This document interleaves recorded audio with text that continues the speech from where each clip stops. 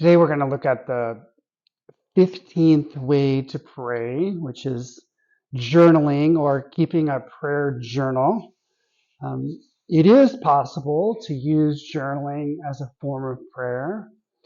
For many, this is actually a fruitful way to pray, depending on your personality.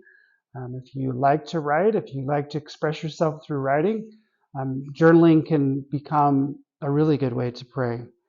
And at the same time, I want to say in the beginning here that keeping a prayer journal is different than simply journaling by itself.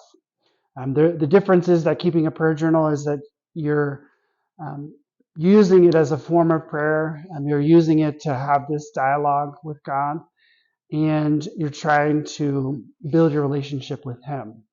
Journaling by itself, while it can still be good, is more about self-discovery, more about getting to know yourself, having a conversation with yourself. And while that's good, it's a little different than keeping a prayer journal. And journaling as a form of prayer really means writing a letter to God. You could even start off with Dear God, Dear Father, Dear Jesus, where everything that you're going to say, you're saying directly to God. And you can think of yourself as writing your Father who loves you, that you're His beloved son or daughter, and you're writing to a Father that loves you. You could also write to Jesus, Jesus who understands your humanity, Jesus who understands what it's like to suffer. And it's an opportunity to share your thoughts, your emotions, your feelings, to share your mind and your heart with God. And it's also an opportunity to express the things that you're thankful for and the things that you're struggling with.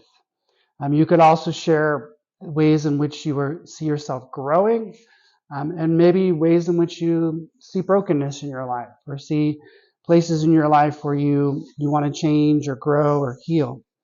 All of that you could present to God in your prayer journal. At some point, when you're finished writing for that time of prayer, when you've said everything you want to say to God, then it's good to just rest for a moment, to try to rest in His presence, rest in His love, and then to try to hear Him speak to you, to try to hear Him speak to your heart. And if you hear Him speaking to your heart, either after He's done or even while you're experiencing that, you can write that down as well. And the beauty of this is now you have a record of what you believe He's said to you, which can be really helpful as you go forward. If you have the time, you can share what you want to share with God. You can pause and rest and maybe receive from Him, and then you can respond to Him, and then maybe He can respond to you. It's possible to do that for 2 or 3 times or even more if you have the time to do that. I recommend that people bring their prayer journal with them when they travel, especially. Maybe you're going to a retreat, or you're going to a conference, or maybe you're going to somewhere where you're going to be praying for a period of days because you're gone from your home. It's good to bring it with you because it helps you to remember whatever spiritual experience you might have at this retreat or this conference or even on vacation. And it gives you an opportunity to have a place where you have a record of how God has spoken to you. And it's also a place where hopefully you can see growth in your whole life, in your life as time goes on. So as you go back to your prayer journal, you can see God spoke to me here. I want to hold on to this. I want to keep remembering this. And you may see, I really am growing. And, I'm frustrated at the moment for whatever reason, but I have grown a lot, and that's something to be thankful for, something to be hopeful about. And, maybe on a little side note, I think also keeping a prayer journal has a therapeutic effect. It gives you a place where you can express your pain, your suffering, your confusion, your doubts. And a lot of times as you write out whatever you think is happening in your head, you're able to organize it and make sense of it. By the time you're done, you've made some sense of it. You've got it out of you now, and that makes it easier to work with. So even on a therapeutic level, it can be something that's really helpful.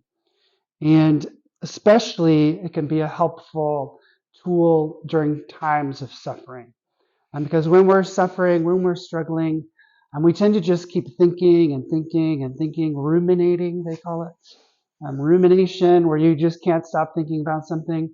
But once you put it on paper, once you've expressed it to God in a prayer journal, a lot of times then you're able to let go of it. You're able to surrender it much more easily than if you just try to do that in your mind, thinking about it. So personally, I've kept a prayer journal since I was 16 years old. That means I've kept a prayer journal for about 30 years. It's been a very helpful and effective way for me to pray over the years. And hopefully I've given you some ideas on how it might be helpful for you as well. As we looked at this 15th way of praying, keeping a prayer journal.